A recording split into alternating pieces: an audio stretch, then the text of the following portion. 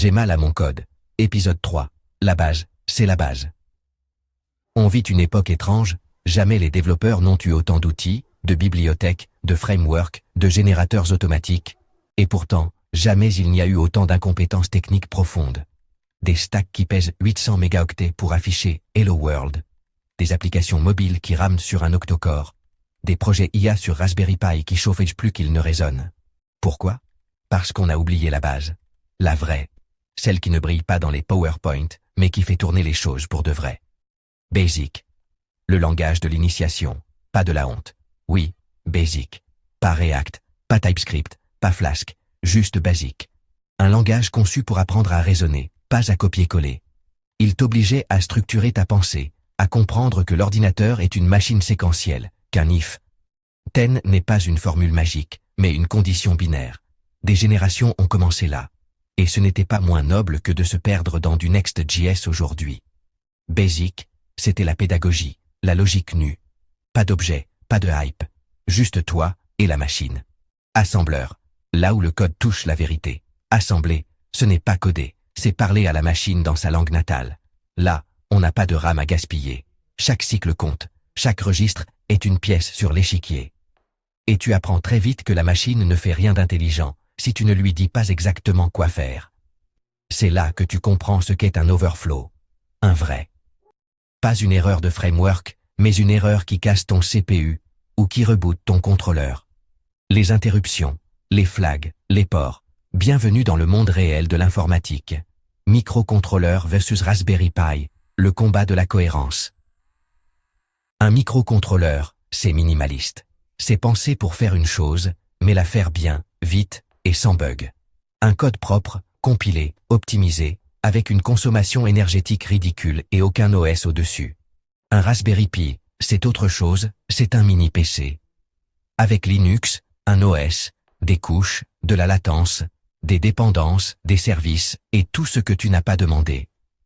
Alors quand tu veux faire tourner un système de chauffage, une alarme, ou un capteur critique, ce n'est pas un Raspberry Pi qu'il faut, c'est un STM32, un ESP32, un PIC. Et oui, ça se code parfois en C, ou en assembleur. Mais aujourd'hui, des pseudo-ingénieurs croient qu'installer Node.js sur un pays, c'est industrialiser une solution. Non, c'est du bricolage. Et ça finit toujours par planter. Le framework roi, paresse intellectuelle ou confort toxique. Les frameworks ont une utilité. Ils permettent d'aller vite, de structurer un projet, de déléguer certaines responsabilités. Mais le vrai problème, c'est quand le framework remplace la compréhension. Quand on ne sait même plus ce qu'il y a dessous. Quand on code du Vue, du React, du Django, sans savoir ce que fait vraiment une requête HTTP ou un select. On ne code plus, on assemble. Et pire encore, on empile. Des dépendances, des paquets, des modules, des injections, jusqu'à ne plus rien comprendre à son propre projet. Et quand ça pète, on cherche la solution sur Stack Overflow. C'est pas ça, le développement. L'open source ne veut pas dire coder n'importe comment. On a sacralisé l'open source. Mais attention, libre ne veut pas dire sale. L'open source, dans l'idéal, c'est de la transparence, de la communauté, des contributions responsables et une vraie documentation. Mais ce qu'on voit trop souvent aujourd'hui, c'est des projets mort-nés, des bibliothèques non maintenues, des devs qui publient du code crade pour se sentir validés. Résultat, on importe des paquets vulnérables, on construit des architectures branlantes et on crame du budget sur des fondations pourries. Pourquoi tout ça compte encore aujourd'hui? Parce que demain, on va vous vendre de l'IA dans tout, dans vos machines, vos services publics, vos hôpitaux.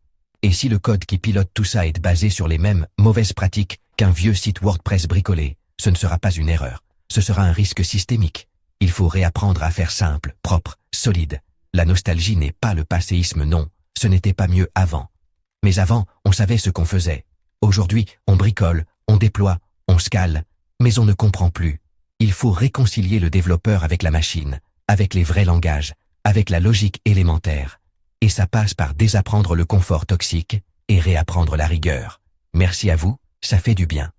Ce texte est pour celles et ceux qui veulent encore comprendre, pas juste livrer du produit. Pour celles et ceux qui ne se contentent pas de suivre des tutos, mais qui veulent penser leur code. Merci à vous, parce que lire ça, c'est déjà résister à la bullshitterie ambiante. Et comme le dit la chaîne, merci à vous, ça fait du bien.